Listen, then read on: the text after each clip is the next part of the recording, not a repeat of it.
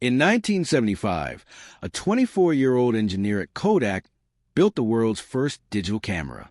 It was the size of a toaster, weighed 8 pounds, and took 23 seconds to capture a single black and white image. His bosses looked at it and said, "That's cute. Now hide it." That camera was the future of photography, and Kodak owned it. 20 years later, Kodak was worth $28 billion. 20 years after that, they filed for bankruptcy. They didn't fail because they missed digital. They failed because they invented it, and were too afraid to let it kill the film business that made them rich. This is the story of the most expensive note in business history.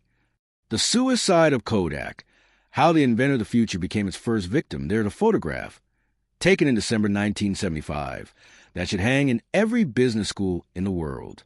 In it, a young electrical engineer named Steve Sasson stands next to a device that looks like a cross between a VCR and a bread box.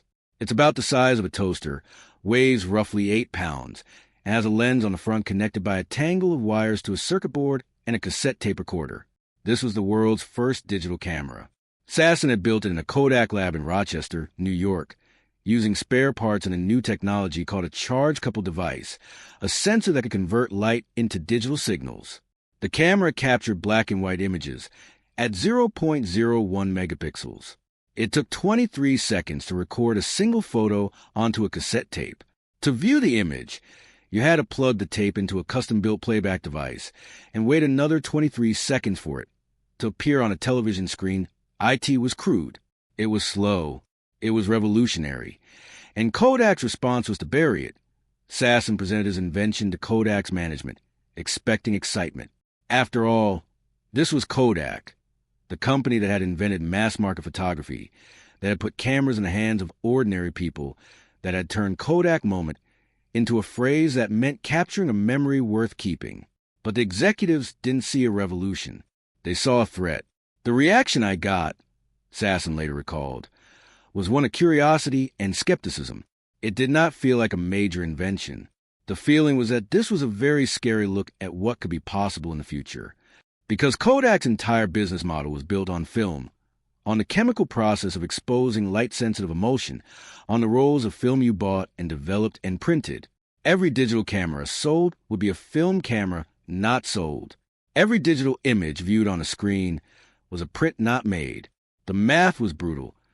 Kodak made its money on film, not cameras.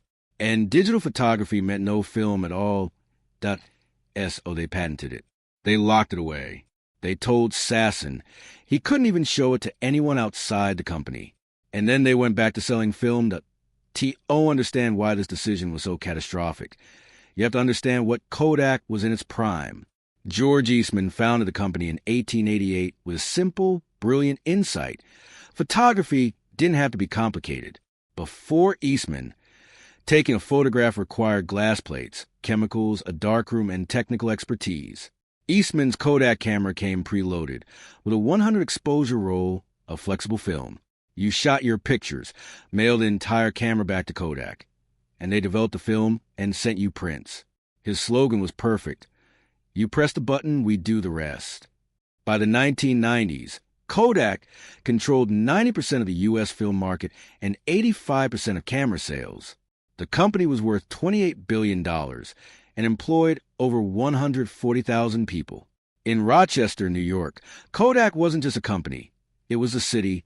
The company funded schools, hospitals, and the arts. Its research labs were among the most advanced in the world. Kodak was innovation itself.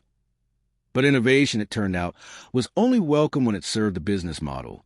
The irony is that Kodak didn't ignore digital photography entirely. They invested in it, heavily.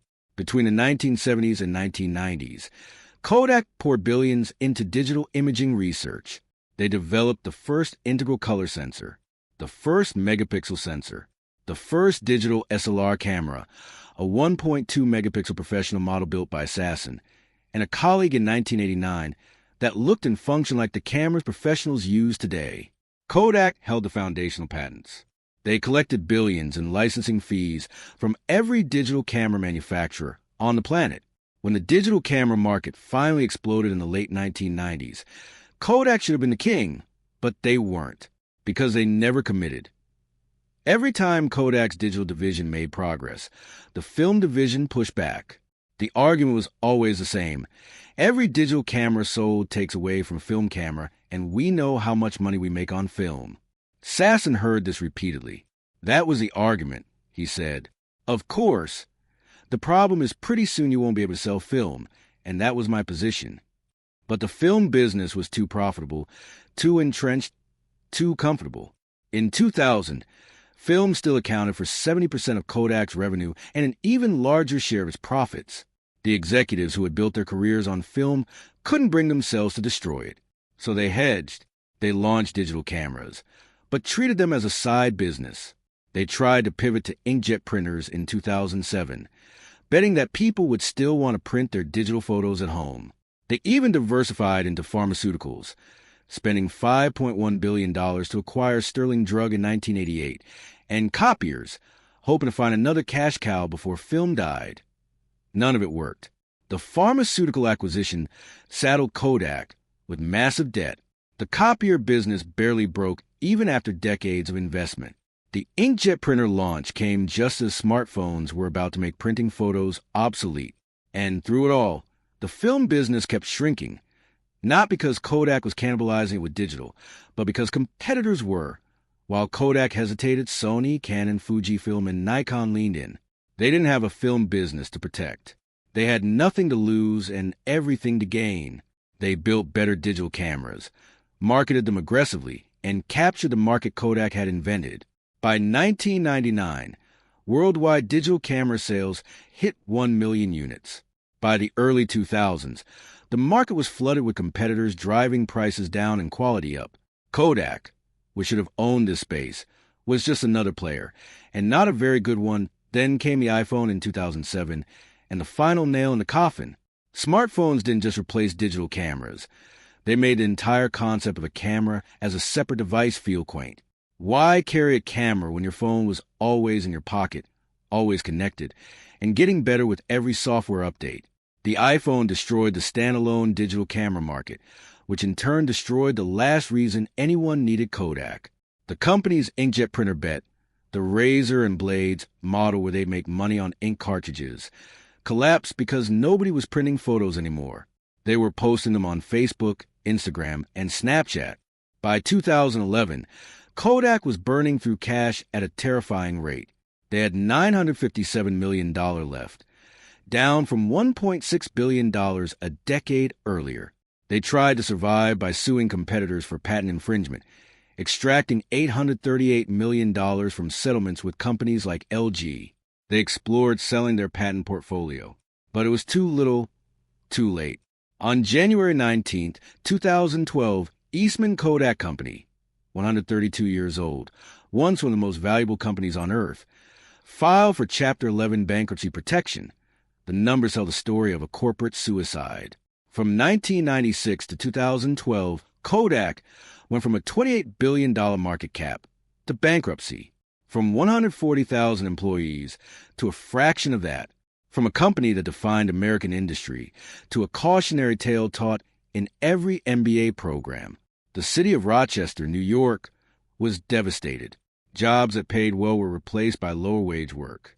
Between 2007 and 2018, the economic losses from Kodak's decline canceled out all the growth in every other sector of Rochester combined. A company that had been central to American culture, whose yellow boxes and Kodak moment tagline were woven into national identity, became a synonym for failure. But here's the part that makes this story truly haunting. Kodak didn't fail because they were stupid. They didn't fail because they missed the digital revolution. They failed because they saw it coming, they invented it, and they chose not to embrace it. The innovator's dilemma, as Harvard professor Clayton Christensen called it, is that the very success that makes you great becomes a prison that kills you. Kodak's film business was so profitable, so dominant, so deeply embedded in the company's identity, that destroying it to save the future felt like corporate suicide. So they didn't. And corporate suicide became actual suicide. Steve Sasson, the man who built that first digital camera in 1975, went on to have a long career at Kodak. He watched his invention transform the world, just not through the company that created it. In 2009, President Obama awarded him the National Medal of Technology and Innovation. 3 years later, Kodak filed for bankruptcy. Sasson's original prototype now sits in the Smithsonian's National Museum of American History, a monument to an invention that was too early for its own creators. Kodak eventually emerged from bankruptcy in 2013 as a shadow of itself, a company focused on commercial printing and industrial imaging with just a few thousand employees. They still make motion picture film, which has seen a nostalgic resurgence in Hollywood. They license their brand to other companies that make cheap digital cameras and batteries. In 2020, they briefly became a meme stock and announced they produce pharmaceutical ingredients, a plan that collapsed in scandal. But the Kodak that mattered, the Kodak that defined photography and American industry, died in that 2012 bankruptcy filing. The lesson of Kodak isn't that big companies can't innovate. Kodak innovated constantly. They invented digital photography. They pioneered color sensors. They built the first professional digital SLR. The lesson is that innovation without commitment is worse than no innovation at all. Kodak had the future in their hands in 1975, and they let it slip through their fingers because the present was too comfortable. They chose to protect what they had rather than build what was coming. And in doing so, they became the perfect case study in how success kills. George Eastman, Kodak's founder, once warned, "The world is moving, and a company that contents itself with present accomplishments soon falls behind." He built Kodak on that principle, and the company he built forgot it.